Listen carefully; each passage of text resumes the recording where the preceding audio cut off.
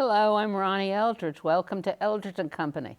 My guest is Harold Holzer. He's the director of the Roosevelt House Public Policy Institute at Hunter College. He's also a leading scholar of Abraham Lincoln, as well as the author of many books. His newest is about the president and the press, and it's due out in May. It's a subject of great interest, and we're going to talk about it, so welcome, welcome. Thank you, Ron. Thanks. How many books have you written? So written and co-authored and edited, this will be 54. I was looking at you online, and I went to Amazon. It's page after page after page of books. I hope you bought some. When do you write them? I've always written them on weekends because, I've had busy jobs. And so I was an absentee parent. Everything was going on around me while everybody let me write. And I used all my vacations for research. Oh, that's interesting. Yeah. And the other thing that I saw were the number of awards that you have gotten. How many? Do you know? No. I was going to count them, but the list was too long. I've never counted. But you remain modest. I mean, you're not overbearing. Not with you, because you're so accomplished. With other people, I am. Oh, yeah. No, I'm not overbearing. Because I like that it's under the radar that I have two lives. Oh, good. I don't want to promote one over the other too much. And you're enjoying the new, well, it's not new anymore. You've been there for 4 years? 4 years, and at Hunter. Let's talk a little bit about the Institute. Okay. What was exciting for me initially, well, first of all, it's a City University system, and I'm a Queens College kid, so it's coming home. And second, it's in the historic importance. It's in Franklin and Eleanor Roosevelt's home. This is where FDR recovered from polio. This is where Frances Perkins walked in after the election of '32, and FDR said, "You can be the first woman member of the cabinet." And she said, "Only if you do old age pensions, because I don't want to waste my time." And he said yes, and so Social Security was born in Roosevelt House. Isn't that something? And then it's the commitment to diversity and opportunity for students studying public policy and human rights with great teachers and community programs. So it's a great Community place. programs are very popular. Yeah, we are Very good. doing overflow. Yeah, we have great authors, great speakers. Our mutual friend Carl McCall has joined us as leader in residence for spring, and he's going to be teaching about race, politics, and education. Oh, interesting. Yeah. That's very interesting. Yeah, it's an exciting place. Right. So the book, it's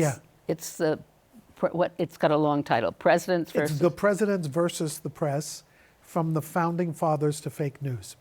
Okay. Yeah. Now, did they all have bad relationships with the press? From only beginning with George Washington, not before. Yes, it's astonishing. I mean, and they haven't come out and said that the press is the enemy of the people, but Trump's bark is worse than his bite. If you consider that John Adams signed the Sedition Act and jailed journalists, that Lincoln, my man, put journalists in jail without trial if they opposed enlistment or the draft. Woodrow Wilson prosecuted journalists during World War I, FDR to some degree, Barack Obama wiretapped journalists and their parents. Oh my God. So it is a rough legacy. Yeah. I think in some ways Trump is not organized enough to do the kind of crackdown that he wants, so it's mostly Twitter storms. And he appears before them much more often. Trump? Well, these drop-in. He doesn't have formal press conferences. Yeah, well, that's part of the book, too. He has sort of ended not only formal press conferences, but briefings by the press secretary have just completely ended. And I think he really loves the idea of state-run media. And if he can't have a state-run media, which, by the way, Wilson... He's made Fox. Yeah, right. Well, he has Fox. But Wilson also wanted a state-run media. FDR talked about it, and it was shot down. But state-run meaning that they control it. Completely. Not FDR wanted not like C-SPAN. Not like C-SPAN. No. Opinionated government news. Yeah.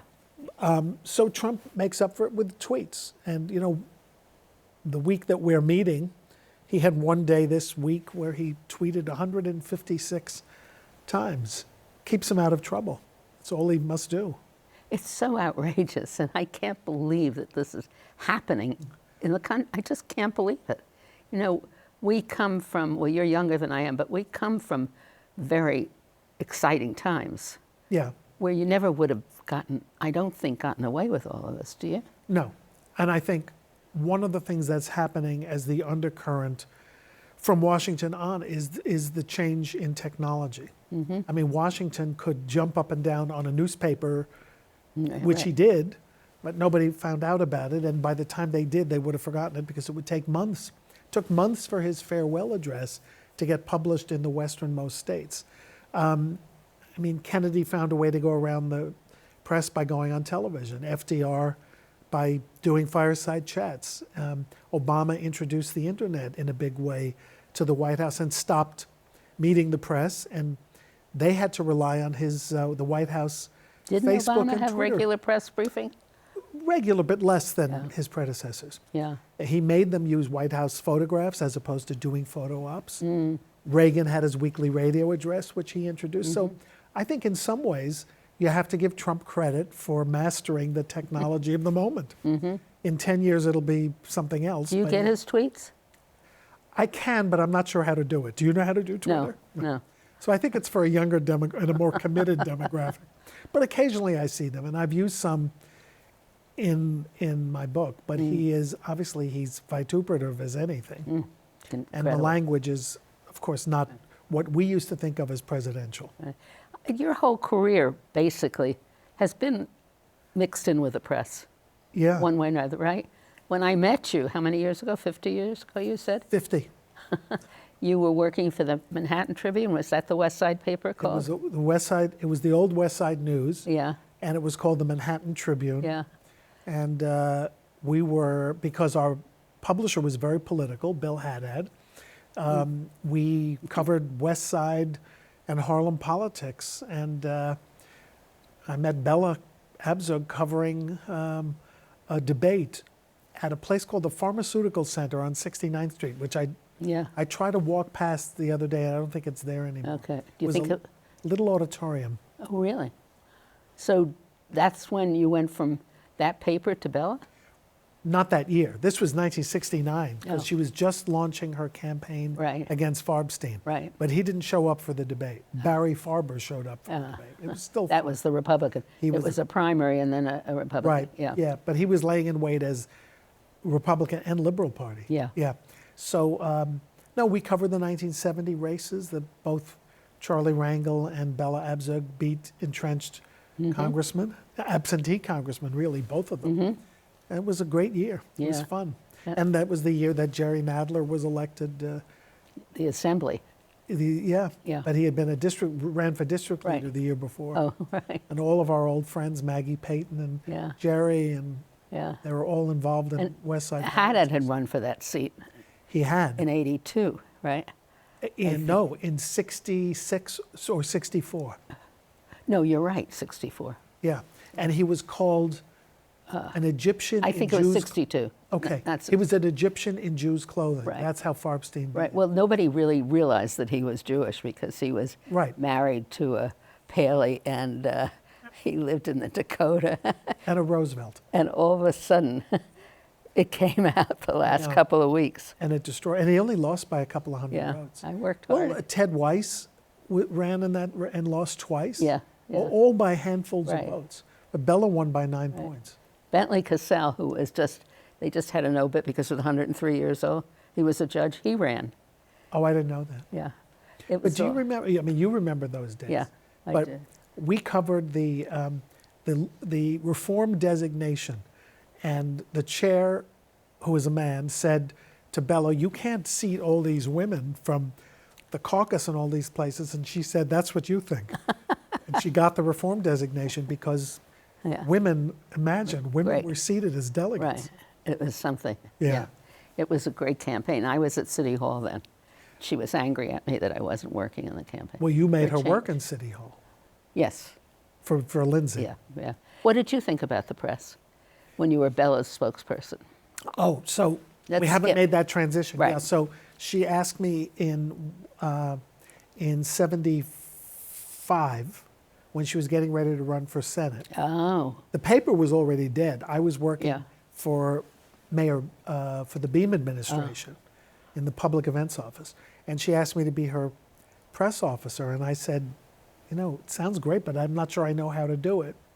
But I got great training from her press secretary, her longtime press secretary, who you probably remember, Howard Brock. Oh, yeah.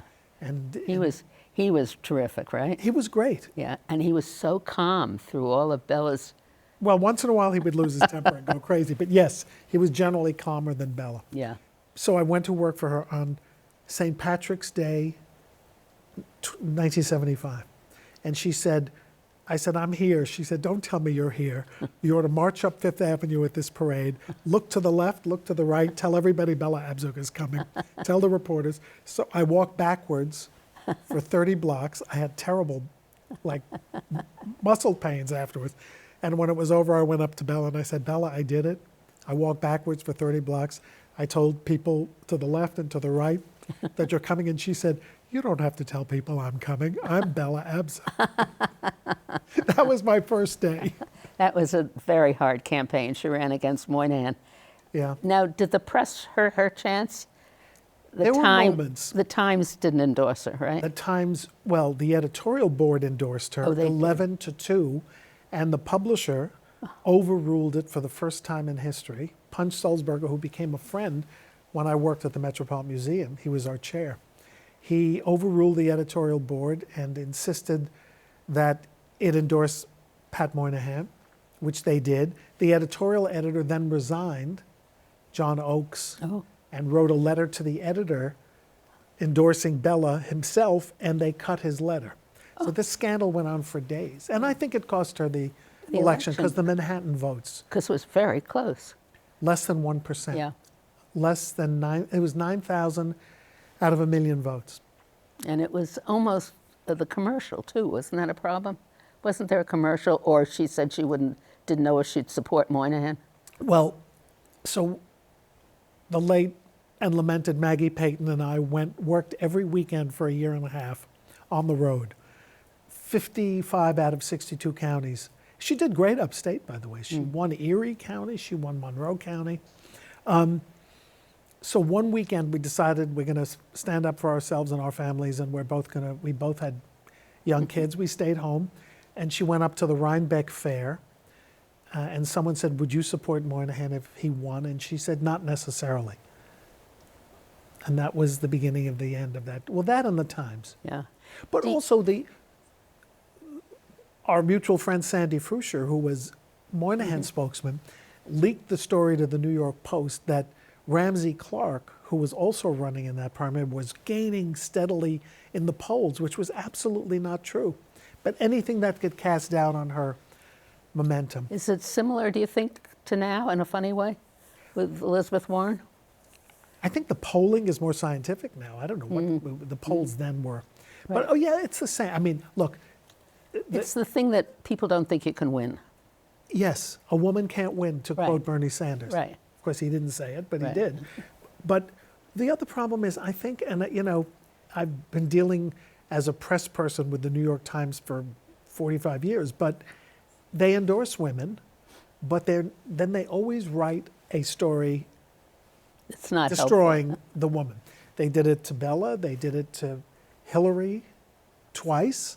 They did it to Christine Quinn when she ran for mayor. They did it to Amy Klobuchar this year. You know, she's not nice to her staff. If a guy is not nice to his staff, he's considered a great leader or Yeah. a powerhouse. But Right. a woman, you know, Right. not good. So then let's jump to the museum. When you went to the Right. museum, the relationship with the press was a different one, right? Well, Were there, the product, the client was different, but it's still trying to get attention, trying to get stories. And there were crises about issues like Holocaust claims on art and national patrimony for Greek objects. It was an exciting time and an exciting place. And I got to work for Philippe de Montebello, who was a great museum director, and my pal Emily Rafferty, who was a great museum president. We had a great time. yeah. But I skipped over another politician, Mario Cuomo. Oh, yes, between He did- he did- 1984 to 92. Yeah. He didn't like negative press, did he? Nobody likes I negative know, but press. did Bella call people when she didn't get No. something? No. She never called the press directly. But Mario Cuomo had real relations with journalists. Yeah. I mean, with Jimmy Breslin and Jack Newfield and editors, and he stewed about the press. Bella was more cause-oriented. She didn't obsess about it. And if she made a mistake, she tried to correct it. Not that Mario didn't. He worked hard at the press. Right, yeah. But he had a lot of pals in journalism. Right. Bella didn't. I mean, I'm trying to think, Gloria Steinem and Letty Pogrom. I mean, women who founded Ms. Magazine were certainly pals, Yeah. but not that many others. It was. So what do you think Bella would be doing now? She would be, well, she would have introduced an impeachment resolution before Adam Schiff and Jerry did. Remember, she introduced Right. the impeachment of Nixon on day one, Right. and they tried to throw her out of the chamber. And she would be, 100 years old this year. By the way, that's another, so Hunter, her alma mater, is 150 this year. This is the Bella Centennial. So we hope to intertwine those. Hunter was really important to Bella. Yes, she loved it. Right. Loved it. There's a informal motto about Hunter. Well, there are two mottos that I think Bella took to heart. One is Mihi Cura Futuri, the official motto, the care of the future is mine, which she embraced. And then the other one is, you can always tell a Hunter girl, but you can't tell her much. I think she embraced that too. So we did some research because we have a chapter of our new book about Hunter called Hunter 150. The historian Blanche Wiesen-Cook has written about the class of 42, which included Mim Kelber, our mutual friend, who was Bella's lifelong pal. And she was her speechwriter and companion. Yeah, her yeah, best, issues. closest advisor, Yeah. issues advisor. But they went to Hunter together. But they Same were year. so different. Mim Kelber was Quiet. so quiet. Which, remember what Bella used to say? The quiet ones will get you in the end. That's what Mim was impenetrable. But I found a letter that Bella wrote to the new president of Hunter saying, "Dear President Schuster, congratulations on your investiture. I look forward to supporting you." But she was president of the student council, but we were going to hold you to the highest standards. And he writes back and says, "Dear Ms. Savitsky, thank you. I hope we can work together." Thinking even then she was Yeah, pushing right, against power. Right. So interesting. Yeah. Right? Yeah. So what would she? I don't know what she would do now. She would just- be raising her voice and demanding the rights of Congress to investigate, inquire, get evidence, get documents. Remember, she got J. Edgar Hoover's secretary to give over documents. She was very smart in the Congress. I mean, she took her work on the committees very seriously. She knew all the rules. They gave her what they thought were bad committee assignments. Yeah. Public Works. Let's put her on Public Works, chaired by a Texan. He liked her, and she got lots of money for Westway transfer, and let's put her on Government Ops. Nobody wants to be on that. But she held hearings. She had an investigative committee. Yeah. And she created the Freedom of Information Act and the Sunshine Law. Yeah. It's amazing. She was a lawyer, and she was active in the civil rights movement. Well, she had a lot of experience with the blacklist, a lot of show business clients who were blacklisted, and a civil rights case. Was she ever a member of the Communist Party? No. No. But and then she You sound like McCarthy. organized the women. One of the organizers of Women's Strike for Peace, Right. which was one of the big organizations in the country. She And the women were got women together. devoted to her. Yeah, to ban the bomb. Right. Yeah, we don't want nuclear fallout Right. in your kids' milk. Right. That's how she started. You remember when we used to do that? Anyway, she and then she decided to run for Congress. Yeah. And she was very outspoken. She wore big hats. And her mother said, "Darling, if you wear a hat, they'll never ask you to go for coffee." So she did, and they Yeah, didn't. And they didn't. Yeah. And her father had a butcher store that was called the Live and Let Live Meat market. Meat Market. Right where the entrance to the Lincoln Tunnel was. Her father was a character. He was anti-World War I, which was not an easy position, No, right. And he was a pacifist. Yeah. And when he died, Bella defied her Orthodox synagogue and came to the lower part of the congregation and said the mourner's prayer for her father. A lot of people don't know this about Bella, but she could speak Hebrew and Yiddish, but a lot of people her age could speak Yiddish. But she also spoke fluent Hebrew, and she knew all the prayers and loved the music. Right. Yeah. She was very rich in culture, Yeah.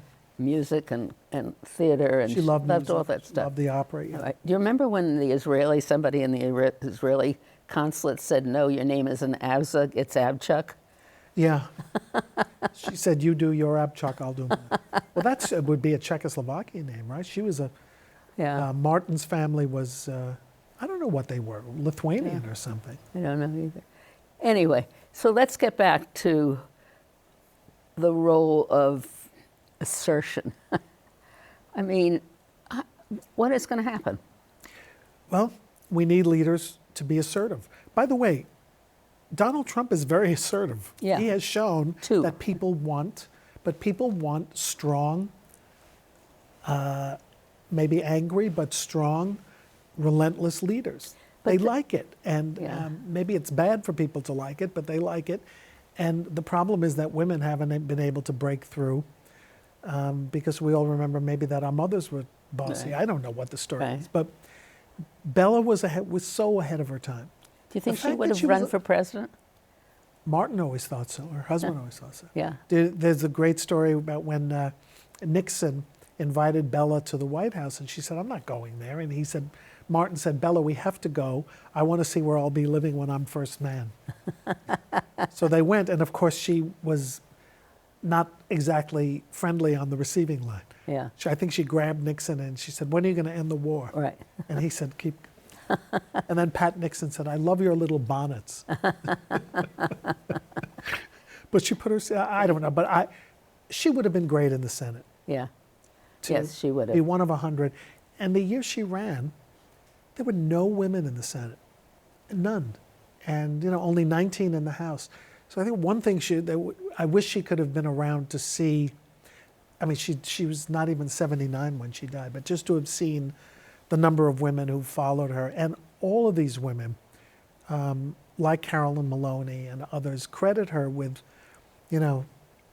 enduring the slings and arrows so that they could have a generational jump on empowerment. Right.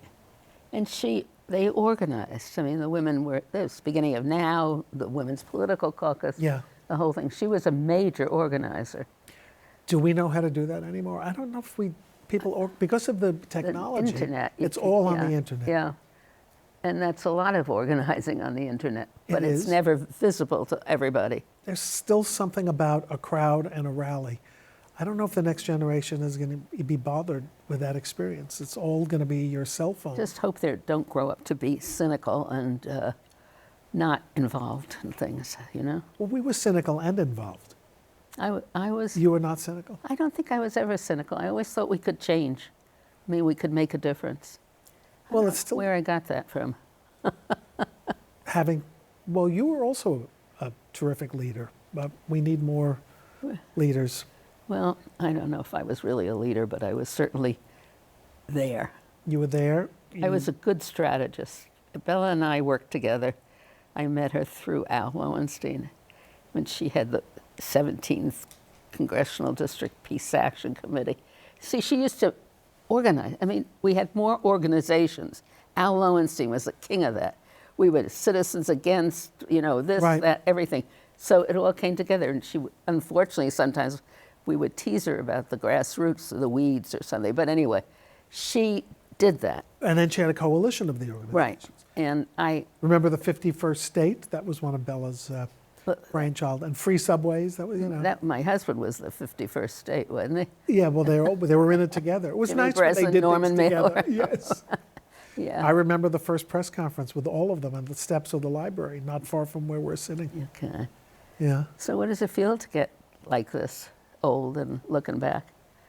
I miss the old days. I miss with the days of activism Yeah. that you described, when there were meetings, and there was hope in the Yeah. air, right? Even you're right. I was cynical just by Right. nature, but there Right. was hope in getting people together and Well, I- changing districts and changing Yeah. votes Yeah. from one cycle to another. I think that you're doing that at Roosevelt House.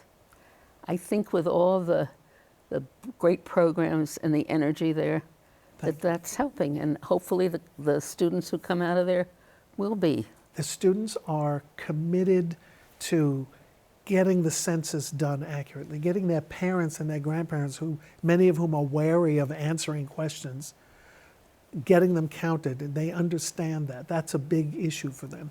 Transportation, they want to work on improving transportation, disability rights, food sustainability, the environment. Yeah. They're really into it. So then they're hunter tradition, right? You can't tell them much, but Right. they do want to organize, and they are organizing Okay. again. We're at the end of the program, that conversation. Went fast. I enjoyed it tremendously, and we'll have to do some more. Thanks, I'm more interested, I want to know about your new book, so, I'll come back for the book, okay, thank you. Thank you. if you'll have me. Thank you.